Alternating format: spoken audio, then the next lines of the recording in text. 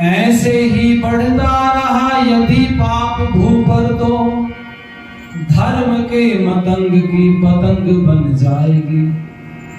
उल्टेगी ऐसी इस भारत की तात रीति, निंदनीय सुरभि तो गंग बन जाएगी।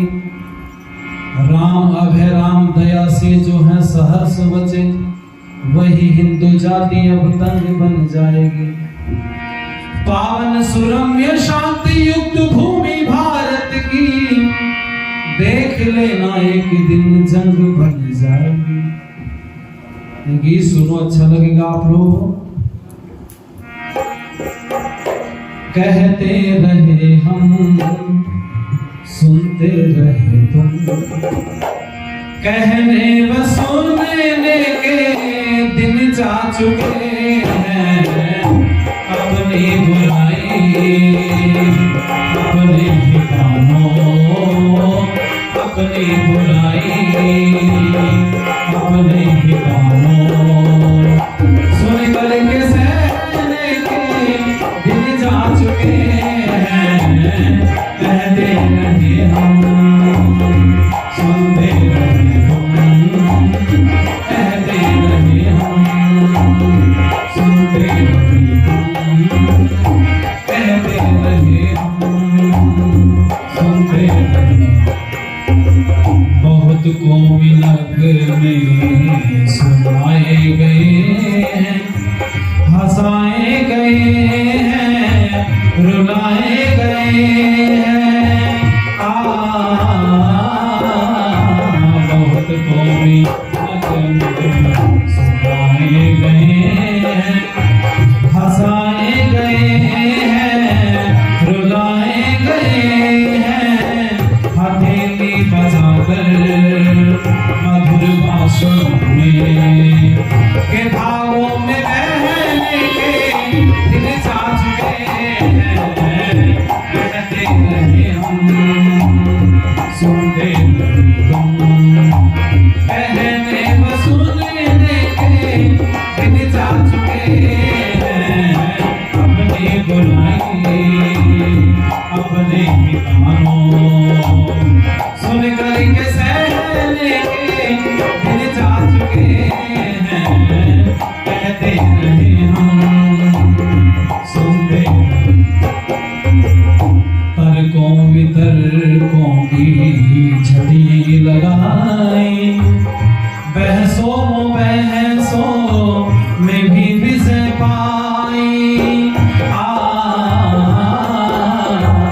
तर्कों वितर्कों की झड़ी लगाई, बहसों बहसों में भी विजय पाई। करना कराना कुछ भी हो आना, करना कराना कुछ भी हो आना। आलस में रहने के दिन जा चुके हैं। कहते रहे हम, सुनते रहे तुम, कहने व सुनने के दिन जा चुके हैं। अपनी बुराई अपने ठिकानों, सुन करके सहने के दिन जा चुके हैं। कहते रहे हम, सुनते रहे हम, कहते रहे हम, सुनते रहे।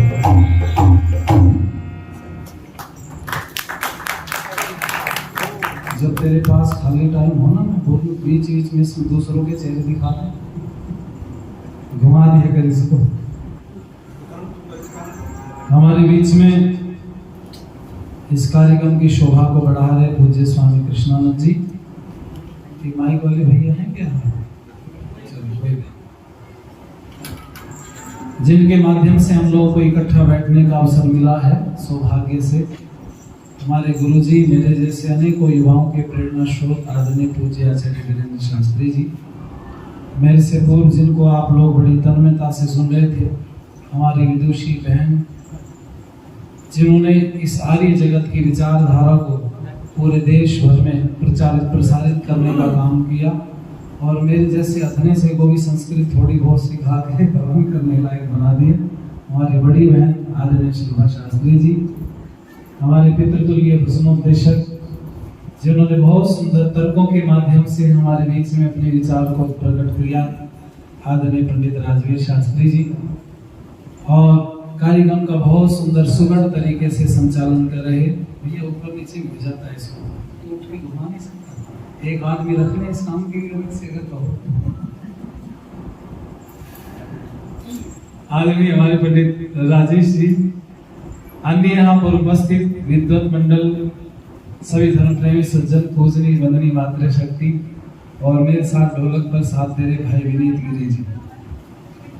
परमात्मा की कृपा होती है, हम इकट्ठे बैठते हैं, कुछ चर्चा करते हैं, और जब बहुत सारे विद्वान होते हैं तो बहुत सारी बातें निकल करके आती हैं। विद्वानों का सबका अपना विचार ये होता है, वो आपको अच्छी बात बताना चाहते हैं। ये बात अलग है, कई बार बात हम कहते हैं अच्छी लग जाती है, बोलो जरा लग जाती है, पर वो लगवाना नहीं चाहते। उनका उद्देश्य तो ये है कि परिवर्तन आए, परिवर्तन के लिए मैं आपको कुछ थोड़ी सी चर्चा करूंगा अलग हट करके, आपको भी अच्छी लगेगी। एक दो मुझे हाँ भी देना, हाँ ना का हुंकारा से देते रहना, तो मुझे लगेगा बात समझ में आ रही है। आप में कोई व्यक्ति ऐसा बैठा है कि जिसने कभी ये कार्यक्रम आर्य समाज के नहीं सुने? अगर वो हो तो हाथ उठाए कोई व्यक्ति। सब हम, कोई नहीं, सब हमारे पुराने साथी। सौभाग्य की बात, अच्छी। तो हम चर्चा कर सकते हैं खुले मन से, जो भी हमें करनी है। मैं एक प्रश्न आपसे पूछता हूं, एक कार्यक्रम होना है आर्य समाजियों का, पूरे जिले भर का, आपको सूचना दे दी गई है, फला तारीख को आपको सहारनपुर में उस जगह पर इकट्ठे होना है, कोई प्रोटेस्ट करना है, धरना प्रदर्शन है, कुछ भी आपको बोला गया है, आप तक बात पहुंच गई है, ये लोग हैं आर्य समाजी, सबको पता चल गया है, तो मैं आपसे पूछूंगा, वो सारे के सारे निश्चित समय पर निश्चित जगह पर पहुंचेंगे या बहानेबाजी ज्यादा करेंगे? अच्छा चलो, मैं तो बता नहीं रहा, तो आप लोग निकल के आए उसी पे मैं बोलूं। आप जब फोन करोगे भाई साहब क्यों नहीं, अरे बस क्या बताऊं, मैं आने को तैयार था, मोटरसाइकिल जैसे ही स्टार्ट की उधर फोन आ गया, वो हमारी बड़ी बहन है ना, उनकी सांस खत्म होती। अब कहाँ बड़ी बहन है, कौन सी सांस ढूंढते रहो, सर्वे करो, पीछे पीछे जाओ। आचार्य जी ने कभी कार्यक्रम में आना, बिल्कुल आचार्य जी बस मैं आने को तैयार था, आधे रास्ते में तो आ गया था मैं, ठीक है जी, बस वो पीछे से बेटे का फोन आ गया, आज तो फीस जमा नहीं, आज तो लास्ट डेट है, और आपने भी शनिवार में कार्यक्रम रखा, रविवार में रखते तो ज्यादा बढ़िया था। तो वो ऐसे ऐसे लोग अपनी अपनी बातें करेंगे। मैंने एक उदाहरण दी, अब दूसरा सुनो जरा, आपको अच्छा लगेगा। एक राधा स्वामियों का कार्यक्रम है, उसमें भी उनको सबको बता दिया गया फला जगह पर पहुंचना है, और व्यस्त समय है, गेहूं की कटाई चल रही है, फसल घर में आनी है, लेकिन उनको बोला कि भाई गुरुजी का आदेश है कि आपको उतनी बजे उतनी उस जगह पर पहुंचना है, पहुंचेंगे या नहीं? मैंने एक उदाहरण, अन्य और भी कई संप्रदाय हैं, किसी का भी आप नाम ले सकते हैं, पहुंच जाएंगे वो। अच्छा एक बात, पक्के कौन हुए, हम या वो पक्के हैं? अब थोड़ी देर चर्चा करना, आपको अच्छा लगेगा। हम कच्चे क्यों हैं? ध्यान देना, जो बहुत बड़े वैद्य होते हैं ना, वो अपनी दवाई से भी ठीक नहीं होते, मुझे ऐसा लगता है। जब उनको बहुत जानकारी दवाइयों की होती है तो वो सारा दूसरों से उनके दिमाग में यही चलता रहता है, समय ये वाली लूंगी या लेऊं, ये निष्कर्ष में वो पहुंच ही नहीं पाते कि किस पर कैसे कैसे में। अब दूसरे से पूछते हैं, जैसे भी बहन जी बोल रही थी ना हमारी, आपके पास 10 जोड़ी कपड़े हैं, और आप उठे, कपड़े उठाए आपने, पहने, कंधे पे डाले, आपने शीशे के सामने देखा, आपको ठीक लगा, ठीक नहीं तो नहीं, आप निर्णय नहीं कर पा रहे, इतने में पड़ोसन आ गई। अब बताओ तो अपनी मर्जी का पहन के जाओगे पड़ोसन का? बताओ, बोलो जरा, समझ में आ रही बात? बहुत सारी चीजें स्पष्ट हो जाएंगी। उसने बता दिया हमें कि ये वाला तो बहुत अच्छा लग रहा है, कमाल है, आपने कहा बस ठीक। बोले है तो 2 साल पुराना। अरे बोले पुराना कौन देख रहा, रात में लाइट लगेगी, रात में नया पुराना कुछ नहीं, तब ठीक नया हो जाएगा। मुझे ऐसा लगता है कि हम बहुत सारा ज्ञान का पुलंदा सर पर लिए घूम रहे हैं। हम ज्ञानी हैं बहुत बड़े, जब हम चर्चा करते हैं तो किसी को टिकने सामने नहीं देते। लेकिन ध्यान देना जरा, आज मैं कुछ ऐसी जगह पर आपको ले जाकर के छोड़ना चाहता हूँ। ये स्वामी जी की, हमारे राजवीर जी की, आचार्य जी की जो सबकी समस्या है ना अंदर से, उसका समाधान कुछ आपको मैं दूंगा। मैं आप लोगों से एक बात पूछना चाहूंगा, जरा ध्यान देना। जीवन में धन ज्यादा महत्वपूर्ण है या विचार ज्यादा महत्वपूर्ण है? बोलो जी। ये 3-4 आदमी है क्या सभा में? तो बहुत सारे लोग हैं। विचार ज्यादा महत्वपूर्ण है, धन महत्वपूर्ण? बोलो है जी। हो गया सर्वे, बस इतना ही करना। धन भी महत्वपूर्ण है और विचार भी, लेकिन दोनों में तुलना करो, तुलना में कौन ज्यादा है? बोलो विचार। ठीक है, सीधी सी बात है। धन महत्वपूर्ण ज्यादा नहीं, धन दूसरे नंबर पर है, प्रथम नंबर पर विचार है। उसका उदाहरण दे सकता हूँ। जब कोरोना काल आया था तो बहुत दिन आपके ऐसे गुजर गए जब आपने 1 भी रुपया ना कमाया ना खर्च किया, बोलो है ना। लेकिन क्या कोई दिन ऐसा भी था जिस दिन तुम्हें विचारों की जरूरत नहीं पड़ी? बोलो, विचारों की जरूरत प्रतिदिन पड़ी। वो जो बिना धन के आप रह पाए ना इतने दिन, वो भी तो विचार से ही रह पाए। अगर विचार आपके पास ना होता तो आपका जीवन संभव ही नहीं था। तो मैं आप लोगों से कहूंगा, विचार ज्यादा महत्वपूर्ण है, धन ज्यादा महत्वपूर्ण नहीं है। ये बात हम सबको पता है, लेकिन मैं आपसे कहना चाहूंगा, हम जो सुबह से शाम तक कार्य कर रहे हैं उसमें हम विचार इकट्ठा करना चाहते हैं या धन इकट्ठा करना चाहते हैं जी? धन इकट्ठा करना चाहते हैं। पता हमें है विचार महत्वपूर्ण है और धन महत्वपूर्ण नहीं है, लेकिन सुबह से शाम तक ज्यादा समय जो लग रहा है वो धन में लग रहा है। और विचार में कितना लगता है? 24 घंटे में विचार के लिए 24 मिनट भी समय नहीं है। 24 मिनट की बात कर रहा हूँ मैं। चलो ये तो कार्यक्रम हो गया, तो जबरदस्ती का है। आचार्य जी ने बोल दिया आपको आना ही था, चेहरा दिखाना था, बीच में से उठ के जाएंगे से कार्यक्रम समाप्त नहीं। अब जो बोले चलो सुन ही लेते थोड़ी देर बैठ करके। ये तो जबरदस्ती आपको विचार दिया जा रहा है। लेकिन क्या अपने मन में ऐसा आया कभी? अरे गुरुजी को देखो जरा, जिनकी भीड़ होती है पार, वहां किसी ने न्योता नहीं दिया, किसी को ना निमंत्रण दिया, बस पता चल गया गुरुजी आ रहे हैं। बताओ निमंत्रण की जरूरत है क्या? सब कुछ छोड़ के भागेगा क्या? वो लोग निर्धन घूम रहे हैं, उनके पास धन नहीं है क्या? धन उनके पास भी है, लेकिन उन्होंने महत्व विचार को दिया, क्योंकि गुरुजी ने एक बात बोल दी, भैया विचार महत्वपूर्ण है, विचार जो मैं दे रहा हूं उसको ले जाओ, उसी से कल्याण होगा। बस वो भागे दौड़े, एक ही काम उनके दिमाग में रहता है। गुरुजी की कहीं वाणी मोबाइल पर भी चल रही हो ना, मैंने देखा एक छोटा के लिए सब्जी बेच रहा था, किसी ने घर में कोई लगा रखा था, वो छोटा बुकी रोक करके बहुत देर खड़ा रहा। मैंने कहा यहाँ तो कोई इसका ग्राहक भी नहीं है बेचारे का। मैं पास में चला गया, उसकी ये प्रैक्टिकल की बात बता रहा हूँ, जमीनी हकीकत है। तो मैंने कहा भाई यहाँ पे बड़े भैया बहुत देर हो गई, कोई समस्या? बोला समस्या कुछ नहीं, गुरुजी का प्रवचन चल रहा है। मैंने कहा कहीं भी नहीं चल रहा, तुम तो खड़े हो, यहाँ ना कोई माइक लगा है ना मंच लगा है। कह लगे इधर आओ, देखो ये किसी ने मोबाइल चला था। कोई माताजी अंदर जैसे यहाँ ये गैलरी है, ऐसे घाट डाल के उसमें सुन रही थी, मोबाइल की आवाज से वो व्यक्ति खड़ा सुन रहा है। उसको बता दिया गुरुजी ने कि गुरुजी की बात को सुनना है। अच्छा हमने क्या है, हमने तर्क इतने ज्यादा दे दिए कि आदमी हमारी भी नहीं सुनता। तो हम पे ही तर्क लगा रहा उल्टा। अच्छा जी कल तो आप जब आए थे वो ये कह रहे थे कि कर्म का फल भोगना पड़ता। अच्छा आज फिर ये कह रहे, मतलब हमसे प्रश्न, उसका औचित्य ये है, वो 2 दिन हमें सुनने नहीं आएगा, वो ये करने आएगा कि इसमें कमी कहाँ करे, फिर बुलाएगा। और विद्यार्थी जी ठीक है? हाँ जी बिल्कुल ठीक है। अच्छा एक बात बताऊं मैं तुम्हें, तुमने हाँ गड़बड़ कर। मैंने कहा भाई साहब हो गई क्या? एक व्यक्ति मुझे मिल गया, उसने 1-1.5 घंटा मुझे खूब सुनाया। कहने लगा उसमें ये लिखा उसमें लिखा। मैंने कहा जी बहुत कुछ लिखा हुआ है, पर भाई साहब मेरी जगह किसी नए आदमी को सुनाते कुछ फर्क पड़ता? मेरे पे भाई को पुलिस मार, मेरे पे तो चढ़ना था, वो चढ़ गया। ऐसे व्यक्ति को पकड़ो ना। ध्यान देना, दुनिया में विचार बड़ा महत्वपूर्ण है। इस बात को जिस दिन हम समझ गए उस दिन हमारा कल्याण निश्चित है। लेकिन हमने केवल सुनने की बात तक सीमित रखा, सुन के मैंने इकट्ठा कर लिया उसको। अब मैं दूसरे के सामने तीर चलाता हूँ, अपने सामने किसी को टिकने नहीं देता। मुझे कई लोग कहते हैं कि जी हम बड़े कट्टर आर्य समाजी हैं, हमारे दादाजी परदादाजी कट्टर। मैंने कहा कट्टर तो निकाल दो, शब्द ठीक नहीं है भाई, सरल बोलो। क्या बोलना चाहिए बोलो जरा, सरल आर्य समाज। अच्छा मैं कठोर हो जाऊं, आप मेरे पास आएंगे क्या? आचार्य जी कठोर होते, कोई आता है इनके पास में? क्यों आए बोलो? सरलता की वजह से। मैं तो कुछ भी नहीं था उस समय पर जब इनको आचार्य जी को मैंने सुना, और ना आर्य समाज से कोई लेना देना था, कोई मतलब ही नहीं था।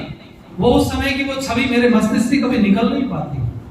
वो पगड़ी बंधा हुआ एक युवा अवस्था में नौजवान, अब से 20 साल पहले मंच पर दहाड़ लगा रहा है, और हजारों लोग झांझरी मोड़ के बाजार में आते हैं। हजारों की बात कर रहे हैं, दो नहीं, पूरा बाजार चौक हो गया, रास्ता बंद है। जो जहां खड़ा वहीं खड़ा हुआ सुन रहा है। बहन जी साइड में बैठी है, सुलभा शास्त्री जी, और आचार्य जी बोले। मैंने कहा ये अद्भुत आदमी है, किस मिट्टी का बना भगवान, ऐसा धारा प्रभाव वो प्रवचन मैंने सुना, मेरे मस्तिष्क में वो बात ऐसी घड़ी। मैंने फिर अगले दिन जाकर आचार्य जी से निवेदन किया, आप हमारे घर चल सकते हो? आचार्य जी का भी चल देंगे। ना मुझे जानते थे, ना कोई लेना ना देना, ना मैं आर्य समाजी विचारधारा का व्यक्ति था, कोई मतलब नहीं। वो सरलता आचार्य जी की। आचार्य जी ने कहा चल देंगे भाई, कोई बात नहीं। मैं गया तो हमारी दादी पेड़े बना के रखती थी, 12 महीने, कोई हमसे छुपा के रखती, ताला लगा के, कोई आ जाए उसको देती। मैं कहता था हम तो तेरे अपने, हमें नहीं खिलाती, पता नहीं कौन के रिश्तेदार आगे सब वो बांटती, लड्डू लड्डू खाओ। आचार्य जी को पेड़े खिलवाए हमने उस समय पर। आचार्य जी ने आशीर्वाद दिया, बड़े इतने नम्रता से मिले। जिस व्यक्ति ने आचार्य जी से उस दिन मुलाकात की, कई लोग मिले गांव के, वो आज भी याद करते हैं। बोलो आपसे कौन व्यक्ति चिपकेगा, आपके पास कौन आएगा? सरल देख के या कठोर? बोलो। और हम क्या बनते जा रहे हैं जी? कठोर। हम तो नहीं, हम नहीं मानते किसी की। मेरे को बुला लिया, कथा चल रही थी कहीं पौराणिक होगी, मुझे बुला लिया गया। वहां 11 ब्राह्मण बैठे थे मंच पर, उनका पूजन चल रहा था। जो विधायक थे वहां के क्षेत्रीय, उन्होंने निमंत्रण दिया, आप या मैं चला गया। मेरे से कहा थोड़ी देर जरा प्रवचन कीजिएगा। अच्छा वहां जो मैंने देखा वो सब उन्होंने किया हुआ था, उसको हमारे जैसे लोगों की भाषा में पाखंड बोलते हैं। क्या बोलते हैं उसको? बोलो पाखंड। कई दिन तक खूब चला वो, 9 दिन तक पता नहीं क्या क्या। अब मेरा क्या कर्तव्य था? बोलो। मुझे माइक दिया गया बोलने के लिए, मेरे से कहा गया सब लोग सुनना चाहते हैं आसपास के। वो कहते हैं भाई आप बोलो विद्यार्थी जी, कुछ हम सुनना चाहते हैं। और वो लोग भी मंच पर बैठे हुए, जब उनको परिचय दिया गया कि आर्य जगत के विद्वान हैं ऐसे करके, तो बेचारे को ऐसे हो गए जैसे अभी इनको क्या होगा पता नहीं, भगवान जाने। बहुत लोग यूं संभाल के बैठ गए, विद्यार्थी बोलेगा अब देखेंगे क्या होगा। मैंने माइक पकड़ करके उन्हीं की बात में अपनी बात जोड़ दी, और जोड़ने के बाद जो मुझे नर्म तरीका आता था वो मैंने बता दिया। और उन लोगों ने उठ करके बाद में मेरे को गले से लगाया, कहते यार हम तो सोचते थे आर्य समाजी बड़े खराब होते हैं। हमने अपनी छवि खुद खराब की, दूसरों ने नहीं की। और मैं कहना चाहूंगा आप लोगों से, जरा गीत सुना, अच्छा लगेगा। बुजुर्गों का गौरव अरे लुटा जा रहा है, उठो सोते सोते बहुत देर कर दी, संभलने के दिन है संभलना पड़ेगा, वक्त खोते खोते बहुत देर कर दी। बुजुर्गों का गौरव लुटा जा रहा है, उठो सोते सोते बहुत देर कर दी, उठो सोते सोते।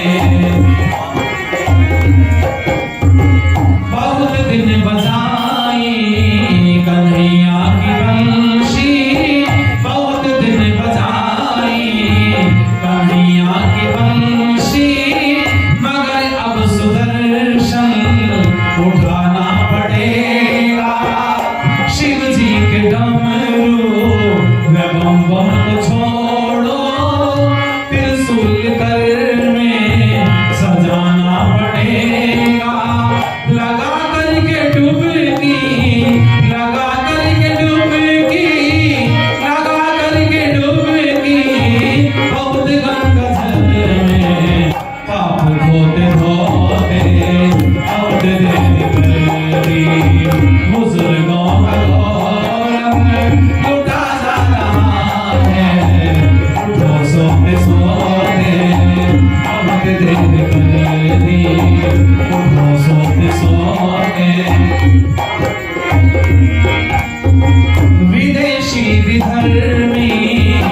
लगे ताक में विदेशी विधर्मी, लगे ताक में है मिटाने को बैठे ये हस्ती तुम्हारी प्रबल संगठन की।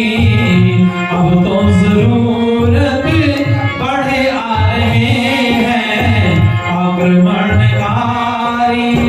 घृणा द्वेष भेदभाव, घृणा द्वेष भेदभाव, घृणा द्वेष भेदभाव और आलस के बीज बोते बोते बहुत देर कर दी। बुजुर्गों का दौर में लुटा जा रहा है, उठो सोते सोते बहुत देर कर दी। उठो सोते सोते बहुत देर कर दी। उठो सोते सोते बहुत देर कर। सावधान होकर के सुनिएगा, हम कहीं जो रास्ता हमने अपना रखा हो कि गलत तो नहीं है जिस पे हम चल रहे हैं। और मुझे ऐसा लगता है उन लोगों से विद्वान लोग हमारे ज्यादा हैं। अभी कह रहे थे ना मेरे से पूर्व कि एनर्जी आर्य समाज के लोगों में बहुत है, सब कुछ ठीक है, लेकिन वो दूसरे को नकारने की जो स्थिति अंदर पैदा होगी ना, किसी को भी विद्वान को नकार देना, सामान्य व्यक्ति को तो औकात कुछ नहीं बेचारे की। एक विद्वान आह्वान करे तो उस पर भी कई लोग नहीं चलते, अपनी चलाते हैं। उनको लगता है मैं दुकान छोड़ जाऊंगा, घर छोड़ जाऊंगा, पैसे की हानि हो जाएगी। फिर तुम में और दूसरे वालों में कोई फर्क नहीं है। एक गधे के ऊपर पुस्तकें लाद दी गई हैं, बढ़िया बढ़िया सुंदर सुंदर ग्रंथ, सारे उपनिषद, दर्शन शास्त्र, वैदिक साहित्य एक गधे के ऊपर लगा हुआ है और एक के ऊपर कूड़ा करकट दुनिया भर की गंदगी लदी है। दोनों इक्वल है, बराबर, बस वजन है बोझ। और मैं कहना चाह रहा हूं आप लोगों से ध्यान दीजिएगा जरा। एक व्यक्ति को मैंने उजड़ते देखा गांव से। मैंने कहा यहाँ से क्यों उजड़ गया? तो उसने कहा मेरे धर्म के लोग इस गांव में नहीं है। मैंने कहा फिर कहाँ जाओगे? जहां मेरे धर्म के लोग मिलेंगे वहां जाऊंगा। उसको एक जगह मिल गई, उसने घर बना लिया अपना। थोड़े दिन बाद में हमें फिर मिला, 2 साल बाद। मैंने कहा काय को ईंट पाट रहा? ये तो धर्म के लोग हैं। कहने लगा धर्म के लोग तो हैं पर मेरी बिरादरी के बोलो नहीं। कहाँ जाएगा भाई? समझ गया, जहां मेरी बिरादरी के लोग वहां घर बनाऊंगा मैं। ठीक है भाई। तीसरी बार फिर हमने देखा उसको इस्तार लगा करके, इतनी बिघे जमीन बिकाऊ है ना, ये नंबर है। हमने पूछा भाई यहाँ से काय को बेच के जाना चाह रहा है? कहने लगा बिरादरी के लोग तो हैं पर मेरे गोत्र के दुखी कर रखा सारे गांव में। गांव तो है खूब बड़ों का और दूसरों को टिकट नहीं देते। समझ गए? दूसरों को टिकट नहीं दे रहे। तो उन्होंने कहा फिर मैं तो अपने गोतियों में जाऊंगा। वो गोतियों में चला गया। 4 बार उजड़ा बेचारा। हमने कहा ठीक है भाई साहब। कहने लगा ठीक अब भी नहीं। हमने कहा क्यों? कहने लगा इतने खराब आदमी हैं, इनसे तो वही बढ़िया थे पहले वाले। इनसे मेरे विचार तो मिलते ही नहीं। ये कह रहा गोती जरूर है, धर्म के हैं, बिरादरी के हैं, पर मेरे विचार इनसे बोलो। अच्छा एक बात बताओ, ईंट पाड़नी थी या विचार मिलाने थे? बोलो जल्दी। और हमने क्या काम किया जी? ईंट पाड़ते रहे, दौड़ते रहे, यहाँ नहीं आगे चलो, वहां नहीं आगे चलो। ये जो चरे बेती था ना, ये ज्ञान में चलना था। ज्ञान इकट्ठा करो, चलते रहो आगे को। लेकिन आदमी ने भटकता रहा पूरी जिंदगी भर। और मैं आपको सामान्य की बात नहीं कर रहा, मैं विद्वानों की बात कर रहा हूँ जो अपने आप को बहुत बड़ा मान रहे हैं लोग। ध्यान देना मेरी बात के ऊपर। वो लोग जिनका मैं उदाहरण दे रहा था ना कि 10 तारीख को इकट्ठा होना है, गुरुजी ने कहा है, वो हमसे ज्ञान में ज्यादा नहीं कम है। उनके पास उतने तर्क नहीं, उतनी सारी चीजें नहीं है। इन सब चीजों के निष्कर्ष के बाद आचार्य जी मेरे मन में एक निष्कर्ष आया, वो आपको मैं बता रहा हूँ। जो भीड़ होती है ना, उसको इकट्ठा करने के लिए कुछ गाइडलाइन जरूरी होती हैं। सबको विद्वान बनाना संभव नहीं है। और मैं मंच से बता रहा हूँ आपको, कई गलतियां मेरे जैसे लोग भी करते हैं कि हम सबको विद्वान बनाने में लगे नीचे वालों को, और ये संभव नहीं है। उसके अंदर वो परिपक्वता आएगी नहीं। वो जो अध कचरा ज्ञान उसका है ना, वो हानि करता चला जाएगा। और यही कारण है कि वो हानि हो रही है। आज की स्थिति में प्रतिदिन देख रहा हूँ बदलती जा रही है। आपको बताऊं, 4 भाई हैं, चारों में से किसी का विवाह नहीं हुआ। रोज लड़ाई करते हैं, मरनाथ मर जाएंगे पर इकट्ठे रहेंगे, अलग नहीं हो सकते। बोलो हो सकते हैं क्या? अच्छा इनके चूल्हे अलग रखवाने हो तो एक आध को लजवा दो, ब्याह करा दो किसी का। बोलो इकट्ठे रहेंगे? वो 3-4 बेचारे रंडों को कुआरों को छोड़ के अलग हो जाए। बोले ना ना मेरे बस की बात है। ध्यान देना जरा, जब तक विचार भाइयों के चारों के एक होते हैं तो घर एक होता है। जब विचार 2 हो जाते हैं तो घर के टुकड़े बोलो, और 3 विचार हो गए तो घर के टुकड़े 3, 4 विचार हो गए तो घर के टुकड़े 4। यही देश के साथ, धर्म के साथ भी यही है। देश की बात करो तो उसमें तो स्वामी दयानंद सरस्वती जी के समय तो 999 मत थे ऐसा पढ़ने के लिए मिलता है, लेकिन आज तो कोई गिनती नहीं है। आज अगर देश की बात करें तो आप देखो जरा, खालिस्तान में पहले अमृतपाल ने क्या काम किया? सेना बना दी अपनी अलग से। कमाल है यार, तुम जैसे लोगों को डूब के मर जाना चाहिए। अरे जो सिख लोग थे ना, वो पूरे भारत को, सनातन धर्म को बचाने के लिए लड़े, और आप छोटे से टुकड़े को लेकर के इकट्ठा रहना चाहते हो अलग से। पूरे देश के लिए लोग लड़े थे, पूरे धर्म के लिए लोग लड़े थे, और तुम कह रहे इतनी सी जमीन हमें चाहिए, बस थोड़ी सी ये टुकड़ा हमें दे दो। मैंने कहा टुकड़ा तुम्हें मिल गया, फिर पटना साहिब को छोड़ दोगे क्या? बोलो। अरे पंजाब को अलग देश बना दिया तो क्या पटना साहिब को छोड़ दोगे क्या? आनंदपुर साहिब को छोड़ दोगे क्या? ये जो जगह है तो पंजाब के अंदर ये वाली तो नहीं आ रही, बाकी बची हुई। और जब ये पंजाब के अंदर नहीं आ रही हैं तो मैं तुमसे कहना चाहूंगा, ये गुरु नानक को या गुरु गोविंद जी को इनको समेटना चाहते हो क्या? अभी भारत सरकार ने बड़े लंबे हाथ हो गए। मैं किसी सरकार का समर्थन विरोध तो करता नहीं, पर इनके हाथ बड़े लंबे। कनाडा ने 3-4 दिन से चिल्ला चिल्ला के शोर मचा रखा कि भारत के एजेंसियों ने मेरे देश में आके मार दिया लोगों को। लोग अफसोस कर रहे हैं, पर हम तो जश्न मना रहे हैं। हम जश्न मना रहे हैं। हमारा शत्रु तो दुनिया के किसी कोने में होना चाहिए, वहीं नष्ट होना चाहिए। हमारे शत्रु को कोई जीने का अधिकार नहीं, क्योंकि हम योगेश्वर भगवान कृष्ण के शिष्य हैं, उसकी संतानें हैं, उसकी पीढ़ी में चले आ रहे हैं। योगेश्वर कृष्ण ने भी तो कहा था, ये 13 प्रकार के शत्रु को नष्ट कर देना चाहिए। शत्रु को जीने का कोई अधिकार नहीं। और एक बात बताऊं मैं आपको, कायर कमजोर दुनिया में जी नहीं सकता। आप 2-3 पशुओं को बांध के देखो, उदाहरण हमारे विद्वान देते रहते हैं। जो कमजोर गाय होती बेचारी पीछे को रस्सा करके खड़ी रहती है, उसको कौन चारा खाने देगा? एक टक्कर इधर लगी, एक बेचारे पीछे हो जाए, ये स्थिति होती। ताकतवर दुनिया में जी सकते, कमजोर नहीं जी सकते। इसलिए आप अगर अपना इकट्ठा करना चाहते हो संगठन, तो एक तरीका मेरे पास में है, और वो तरीका सुनो आप। सारी बात का निष्कर्ष एक निकल करके आया। मेरे यहाँ पर बहुत सारे लोग हम बैठे हैं, आप लोग अपने अच्छे लोग हैं, सब मैं देखता हूँ, लगभग चेहरे देखे भाले हैं। कुछ 10 साल पहले मिले थे, कुछ अब मिले हैं, लेकिन कहीं ना कहीं कार्यक्रमों में मिलते रहते हैं। मुझे एक बात बताओ, हम जब किसी से मिलते हैं तो पहले तो हम अपना परिचय देते हैं कि हम आर्य समाज के, तो दूसरे वाले के कान खड़े हो जाओ, कहने लगे भाई साहब इससे सावधान रहना, सबकी सुनना पर इसको जरा संभल के सुनना। अच्छा वो ना कर नहीं सकता बेचारा, उसको पता है सुनने का नहीं तेरी, ये तो अपनी सुना के जाएगा। पता सामने वाले को भी है कि भाई साहब इससे प्रश्न करने से कोई फायदा नहीं। आपने अपना परिचय पहले ही दे दिया, सामने वाला सावधान। अब तुम एक घंटा में बोलोगे बेचारा सुनेगा चुप जरूर, कहेगा हाँ हाँ भाई साहब ऐसा बात ठीक है आपकी, फिर आएगा नहीं आएगा। ध्यान देना, दूसरे लोगों में हम में कितना अंतर है। वो जो गुरुओं की मैं चर्चा कर रहा था, जिन लोगों की, उनके लोग घर से निकलते हैं, शादी विवाह में जाते हैं, कुर्सी डाल के हमारी तरह झेल नहीं करते।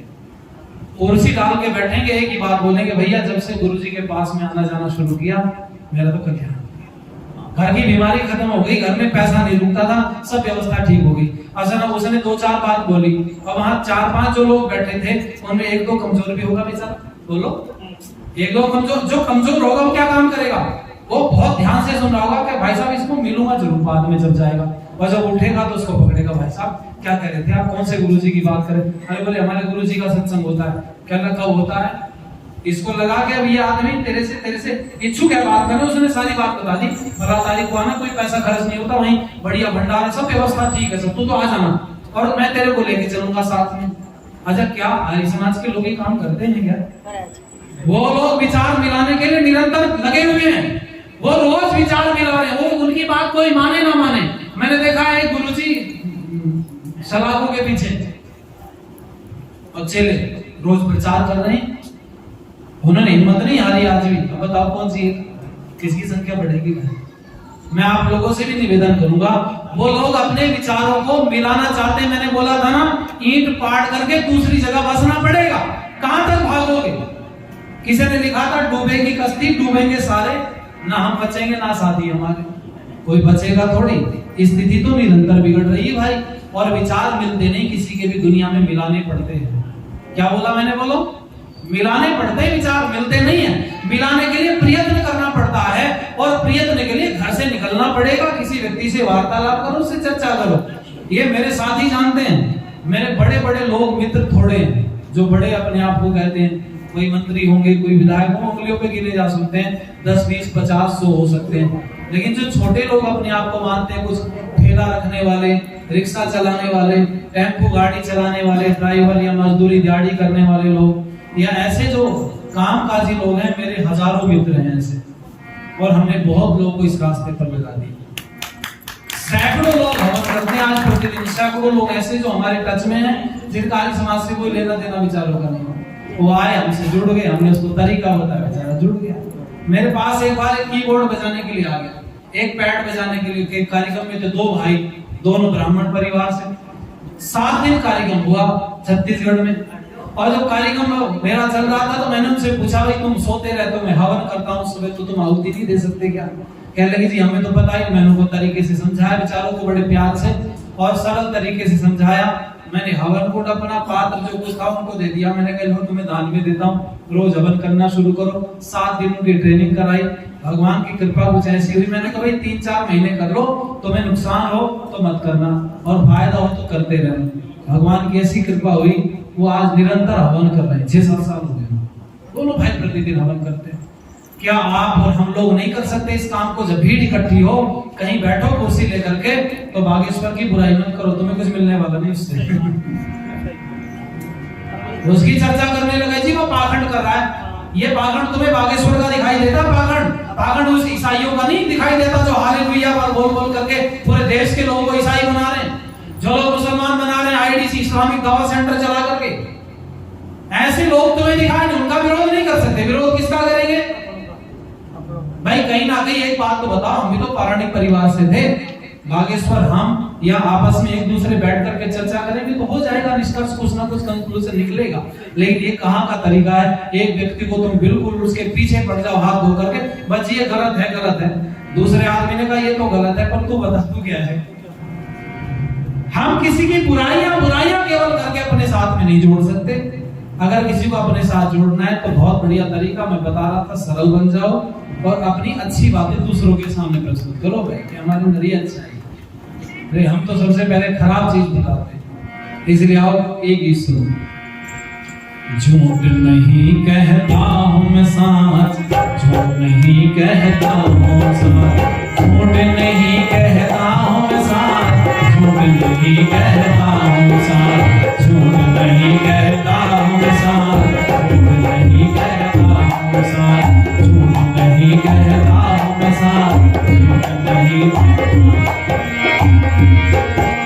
शिक्षा ले लो यही समय है, शिक्षा ले लो यही समय, यह जग क्या है विद्यालय। शिक्षा ले लो यही समय, यह जग क्या है विद्यालय। अरे तुझे क्या खबर नहीं, पुस्तक यहाँ हर एक हृदय। अरे तुझे क्या खबर नहीं है, पुस्तक यहाँ हर एक हृदय। जाने उसी को आलिम जानी, अरे जाने उसी को आलिम जानी, जिसने ये पुस्तक लिखा। झूठ नहीं कहता हूँ मैं सच, झूठ नहीं कहता हूँ मैं सच, झूठ नहीं कहता हूँ मैं सच, झूठ नहीं। माना तूने सिख पछाड़े, मस्त गजों के दंत उखाड़े। माना तूने सिख पछाड़े, मस्त गजों के दंत उखाड़े। अरे हुआ क्या शत्रु दुर्ग पर, तूने विजय के झंडे गाड़े। अरे हुआ क्या शत्रु दुर्ग पर, तूने विजय के झंडे गाड़े। जीत न पाया जब तू अपने, अरे जीत न पाया जब तू अपने अंदर घुसे शत्रुगण पार। झूठ नहीं कहता हूँ सच, झूठ नहीं कहता हूँ सच, झूठ नहीं कहता हूँ सच। भीषक शक्कर जर जेवर नकली, आंख दांत दिल बजगर नकली। घी शक्कर जर जेवर नकली, आंख दांत दिल बजगर नकली। अफसर नकली, नेता नकली, भक्त है नकली तो ईश्वर नकली। अफसर नकली, नेता नकली, भक्त है नकली तो ईश्वर नकली। जान न पाते चतुर पारखी, अरे जान न पाते चतुर पारखी, हीरा कौन कौन रहता, नहीं कहता मसा, नहीं कहता मसा, नहीं कहता मसा, नहीं कहता मसा, नहीं कहता मसा। लेकर जो बंदूक दुनाली, करते भारत की रखवाली। लेकर जो बंदूक दुनाली, करते भारत की रखवाली। वो जवान शादी बारात के आगे बजा बजा कर ताली। वो जवान शादी बारात के आगे बजा बजा कर ताली। हया शर्म को छोड़ सड़क पर, अरे हया शर्म को छोड़ सड़क पर, नाच रहे वे हो रे नार। नहीं कहता मसा, नहीं कहता मसा, नहीं कहता मसा, नहीं कहता मसा, नहीं कहता मसा, नहीं कहता। हमारी बड़ी बहन ने हमारा उत्साह वर्धन किया, मैं हृदय से आभार व्यक्त करता हूँ। और मैं आप लोगों से कह रहा था भाई, दो हमारे पास में छोटे छोटे हथियार हैं, एक सुई है और एक कैंची है। कैंची रख दो उठा के, बहुत दिन तक उठा ली हाथ में, अब सुई ले लो। जहाँ जाते हुए चीर फाड़ का ही काम कर रखा है सब जगह। काट के जरूर आना, जोड़ना है या नहीं जोड़ना। धन्यवाद। जोड़ने का काम करें। देखो वो जो लोग हैं ना हमारे, जो दूसरे भाई हैं जिनकी मैं चर्चा कर रहा था, यूनिटी जो संगठन बनाए हुए हैं, वो लोगों को इकट्ठा करते हैं।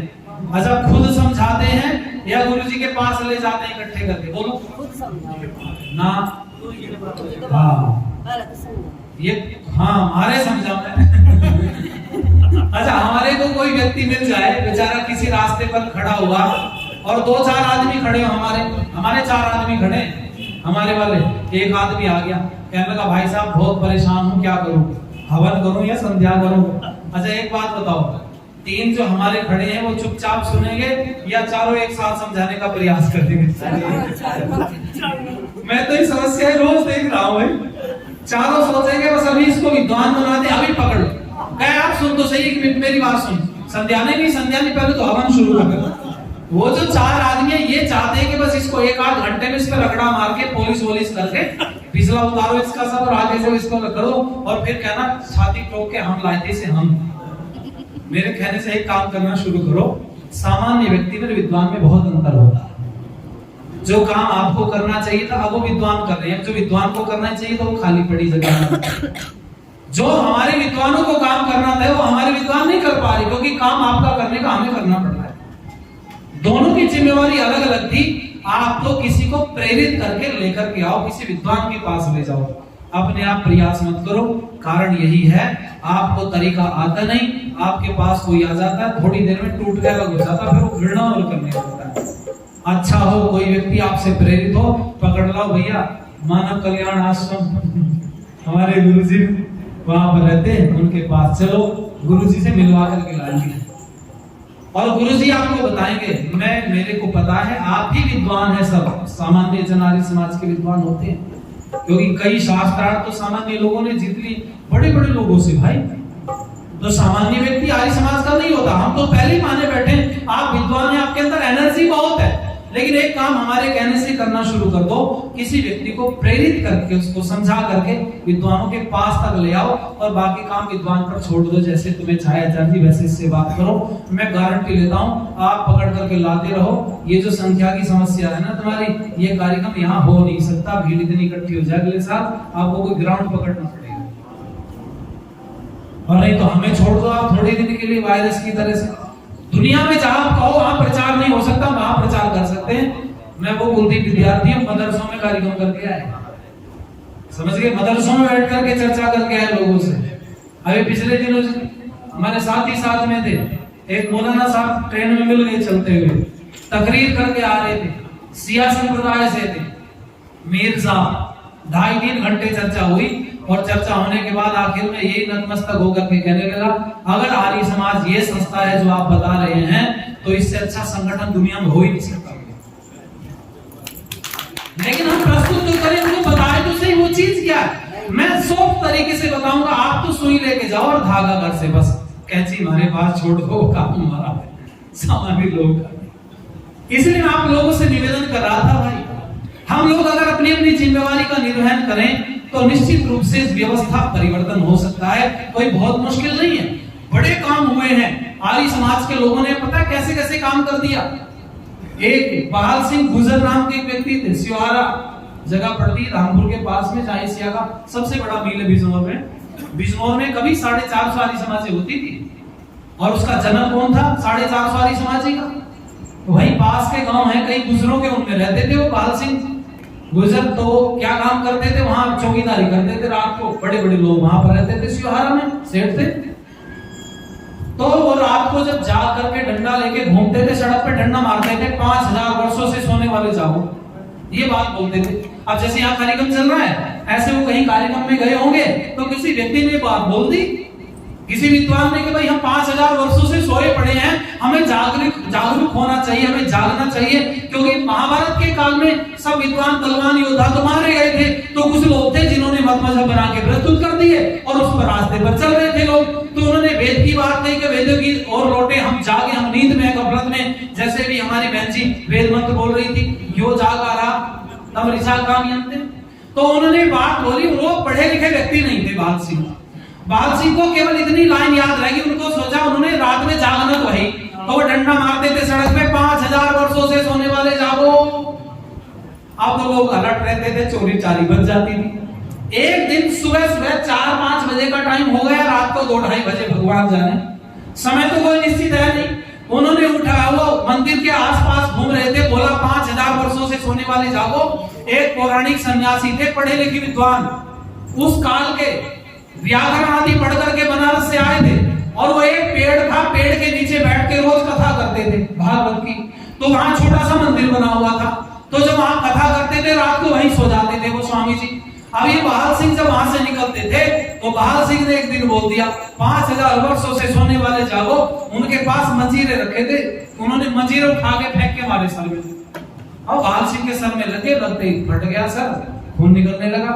वो जब पास में आए बहाल सिंह, तो बहाल सिंह ने कहा, महाराज आपने बड़ा बुरा किया। कि बुरा क्यों किया? पूरी रात शोर मचाता रहता है, सोने नहीं देता। अरे कौन सोया 5000 सालों से? 5000 साल का कोई आदमी दुनिया में नहीं, तो पता नहीं कहां की बात करता रहता है। इसने कहा, महाराज जी आपने गलत किया, मंजीरे नहीं मारने चाहिए थे, जो मुंह से बोल देते मेरा सर फट गया देखो। तो महाराज जी ने पता है क्या कहा, चुपचाप चला जाओ, नहीं तो डंडा भी रखा है मेरे पास। अब वो ना ये समझ पाए कि ये चौकीदार है, इसका तो काम है रात में जागने का, बेचारा बोल रहा।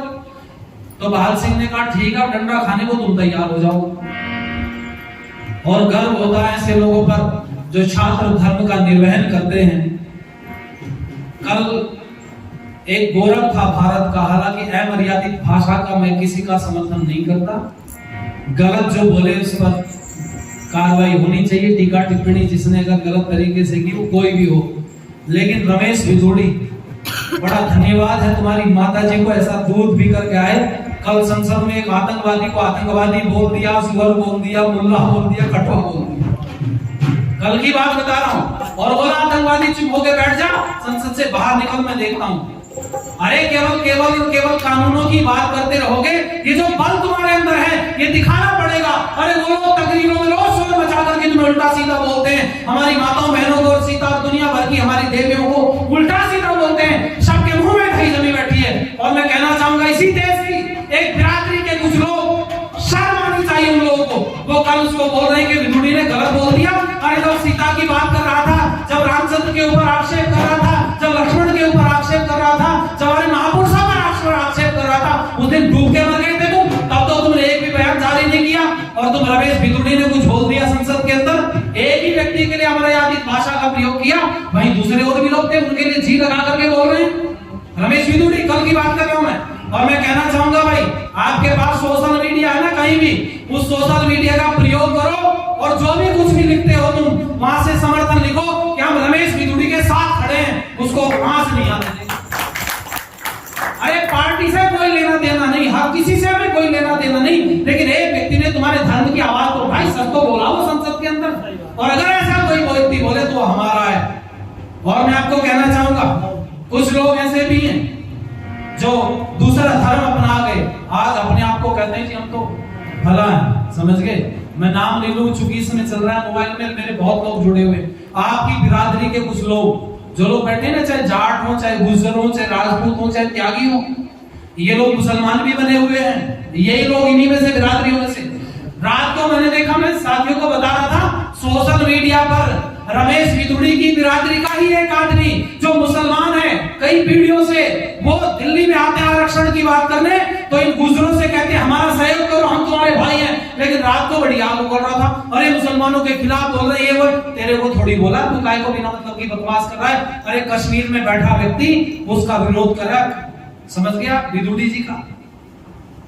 आप सोचो जरा, दानिश अली का समर्थन करा ना, जो बिरादरी का दानिश अली उसकी ना कोई इससे लेना देना है। लेकिन मैं आपको कहना चाहूंगा, इतने भी आपकी आंख नहीं खुलती है तो फिर आपको बचाने वाला कोई दुनिया में पैदा नहीं। इसलिए भाई मेरा निवेदन है आप लोगों से, जो कि जो समय हम लोगों ने रखा है वो बड़ी तेजी के साथ में दौड़ गया, बात को अपनी समाप्ति की तरफ लेकर के जाना चाहता हूं, और आप लोगों से एक ही बात कहूंगा, जो व्यक्ति धर्म की, राष्ट्र की बात करे ना, संस्कृति की, उसके साथ कंधे से कंधे मिलाकर के चलना शुरू कर दो। विरोध की या समझाने की बात है विद्वानों के ऊपर छोड़ दो, आप लोग उसको तोड़ सकते हैं, जोड़ नहीं सकते, मुझे ऐसा विश्वास है। हो सकता है आपने कुछ अच्छे काम इस तरह के किए होंगे, कुछ लोगों को जोड़ा होगा, निसंकोच, लेकिन ज्यादातर हमारे हाथ से लोग फिसल जाते हैं। लोगों ने विरोध किया बागेश्वर सरकार का, कई पाखंड कर रहा है, मैंने कहा ठीक है, दुनिया जानती है वो जो कर रहा है, पूरी दुनिया जानती है, किसी को कोई ऐसा अनभिज्ञ नहीं है जिसको नहीं पता कि पर्चा कैसे लिख करके आ रहा, मैं हजारों के पर्चे निकाल करके दे सकता हूं, मैं बता रहा हूं आपको, आप कभी चाहो तो इस बात को कर लेना, क्योंकि इतनी गहराई से आप लोग नहीं स्टडी कर सकते, मैं कहां से क्या निकाल करके डाटा आऊंगा। ध्यान देना, वो गलत कर रहा है, ठीक कर रहा है, पर ध्यान दीजिएगा, किसी की बुराई मंच से करोगे ना तो वो तुमसे कभी जुड़ नहीं सकता, ना उसके फॉलोअर जुड़ेंगे। मंच से बुराई करना बंद कर दो। लोगों ने हमें भी कहा, हम समर्थन में उतर करके आए उसके, कई लोग विरोध में थे, पर ध्यान देना, हमने कुछ काम करा करके दिखाएंगे। जो बागेश्वर सरकार हिंदू हिंदू चिल्लाते रहे, रोज हिंदू बोलते रहे, धीरेन्द्र शास्त्री, हमने पूरा आर्य समाज का साहित्याचार्य जी पोस्ट किया, उनको भेजा, और भेजने के बाद हमने कहा जब रिसीव हो जाए अनुमति पत्र हमें वापस भेजा जाए, पूरा साहित्य भेजा, और भेजने के बाद परिवर्तन आपको बता रहा हूं, जो बागेश्वर धाम कहता था ना हिंदू राष्ट्र बनाएंगे, हिंदू हिंदू की बात करते थे, आज वो वैदिक सनातन हिंदू शब्द बोलने लगे, वैदिक शब्द जुड़ गए, वैदिक जुड़ गए। आप देखो उसकी उठा करके, पहले 4-5 महीने पहले के व्याख्यान उठा लो, रखे उठा लो, वैदिक शब्द जुड़ गया है, और बहुत जल्दी मिलेंगे। जिसकी कोई कमी है उसको कमरे में बैठ करके चर्चा करेंगे, अरे उनको तो आर्य समाजी बना लोगे, अपने में मिला लोगे, लेकिन जो धर्म परिवर्तन करके चलेंगे उनको कैसे मिलाओगे। हम इस रास्ते पर काम कर रहे हैं, हमें पता है, पूरे दांत खट्टे हो जाते हैं व्यक्ति के, एक एक व्यक्ति को वापस लाने के लिए।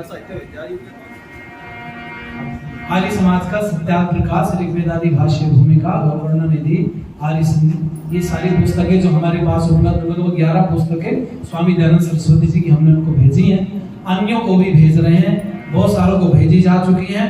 और आज ठाकुर देव की नंदन डिबेट में खड़े होते हैं रोज, उनकी डिबेट में कभी कभी आर्य समाज का कोई तर्क काम करता है, कई बार बहुत सारी चीजें लिख करके उनको हमने भेजी है, उन्होंने ऐड करना शुरू कर दिया। कोई जरूरी नहीं कि कोई व्यक्ति हमारे मंच पर आएगा, कोई व्यक्ति हमारी बात मान ले अपने घर पर रहकर, तो आपत्ति क्या है। इसलिए आइए बस कुछ लाइनें कहूंगा, उसके बाद वाणी को विराम देंगे। हमसे न तो खाने की न पीने की बात कर, मर्दों की तरह दुनिया में जीने की बात कर।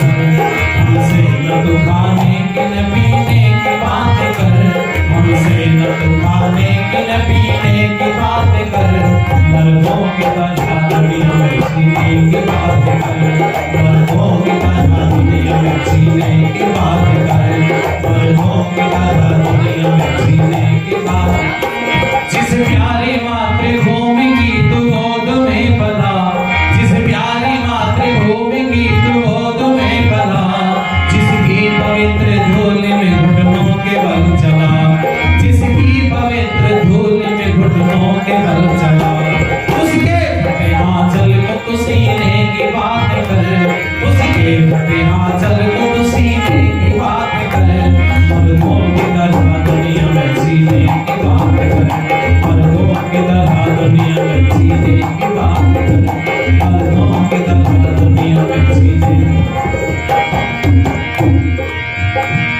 जिस प्यारी मातृभूमि की तू गोद में पला, जिसकी पवित्र धूल में घुटनों के बल चला, जिसकी पवित्र धूल में घुटनों के बल चला, वो सीना क्या आए झुका श्यामा के लिए, हर राष्ट्र भवन की प्रकाश रक्षा के लिए, हर राष्ट्र भवन की प्रकाश रक्षा के लिए।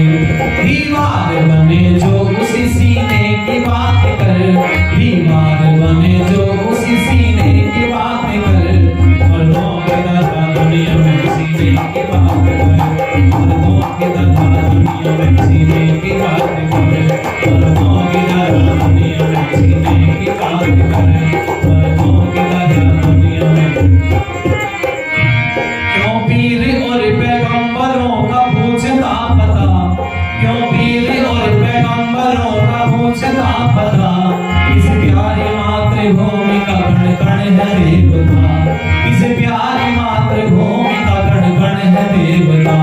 मत यरूशलेम मक्के मदीने की बात कर, मत यरूशलेम मक्के मदीने की बात कर, मर्दों के दरबार दुनिया में सीने की बात कर, मर्दों के दरबार दुनिया में सीने की बात कर, हमसे न खाने की न पीने की बात कर, मर्दों के दरबार दुनिया में सीने की बात कर, मर्दों के दरबार दुनिया में सीने की बात कर।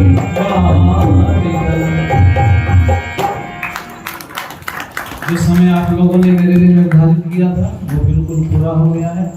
आपने धैर्य ध्यान से सुना, आपका मैं हृदय से आभार व्यक्त करते हुए ये लाइन आपके लिए छोड़ रहा हूँ। हिम्मत देगी, गंगा की कसम यमुना की कसम, ये ताना बाना बदलेगा तो खुद तो बदल, मेरे आप बदल, फिर देख जमाना बदलेगा। अपने बहुत ही सुंदर विचारधारा भाई कुलदीप जी ने प्रस्तुत